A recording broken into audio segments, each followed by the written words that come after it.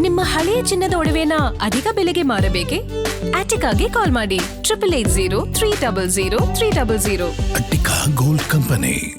ಇನ್ನು ಒಂದ್ ಕಡೆ ಡಿಕೆಶಿ ಪಟ್ಟಾಭಿಷೇಕಕ್ಕೆ ಸಿದ್ಧತೆಗಳು ಆಗ್ತಾ ಇದ್ರೆ, ಮತ್ತೊಂದ್ ಕಡೆ ಸಿದ್ದು ಸಂಪುಟದಲ್ಲಿ ಜಮೀರ್ ಅಹಮದ್ ಖಾನ್ ಅವರಿಗೆ ಟೆನ್ಷನ್ ಶುರುವಾಯ್ತಾ?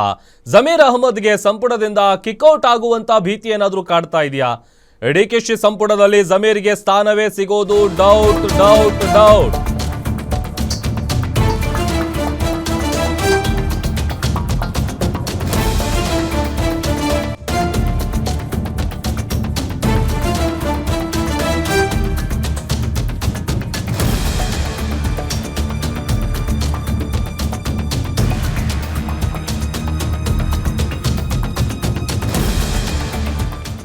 ಸಿದ್ದು ಸಂಪುಟದಲ್ಲಿ ಜಮೀರ್ಗೆ ಶುರುವಾಯ್ತಾ ಟೆನ್ಷನ್? ಜಮೀರ್ ಅಹಮದ್ಗೆ ಸಂಪುಟದಿಂದ ಕಿಕ್ಔಟ್ ಆಗುವಂತ ಭೀತಿನ? ಡಿಕೆಶಿ ಸಂಪುಟದಲ್ಲಿ ಜಮೀರ್ಗೆ ಸ್ಥಾನವೇ ಸಿಗೋದು ಡೌಟ್ ಅಂತ ಹೇಳಲಾಗ್ತಾ ಇದೆ. 3 ದಿನಗಳಿಂದ ಜಮೀರ್ನಿಂದ ಅಂತರ ಕಾಯ್ದುಕೊಂಡಿದ್ದಾರೆ ಸಿದ್ದರಾಮಯ್ಯ ಅವರು. ಸಿದ್ದರಾಮಯ್ಯ ಅವರ ಜೊತೆಗೆ ಇರ್ತಾ ಇದ್ದಂತಹ ಜಮೀರ್ ಅವರು ಈಗ ದೂರ.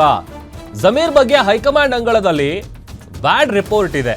ಬಿಕಾಸ್ ದಾವಣಗೆರೆ ಬೈ ಎಲೆಕ್ಷನ್ ವಿಚಾರ, ಕಾಂಗ್ರೆಸ್ನ ಅಭ್ಯರ್ಥಿಯ ವಿರುದ್ಧವೇ ಅವರು ಕೆಲಸ ಮಾಡಿದ್ದಾರೆ ಅನ್ನುವಂಥ ಆರೋಪ ಇದೆ.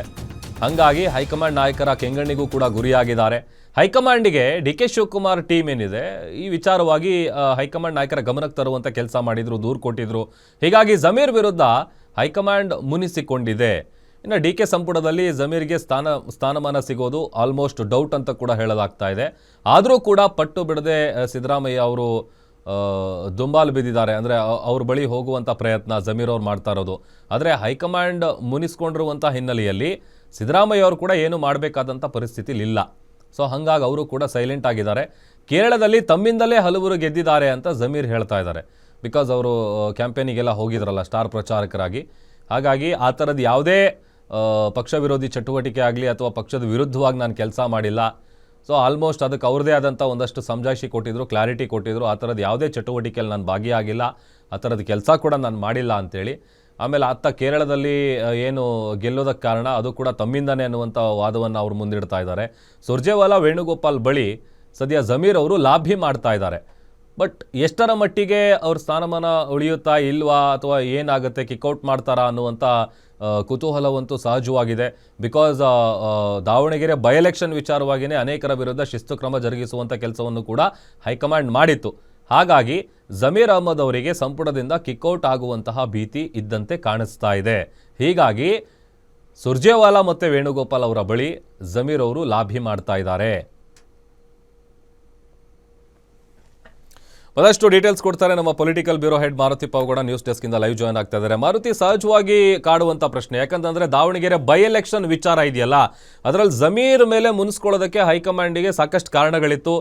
ವಿತ್ ಪ್ರೂಫ್ ಏನೋ ಕೊಟ್ಟಿದ್ದಾರೆ, ವರದಿ ಕೊಟ್ಟಿದ್ರು ಅಂತೇಳಿ.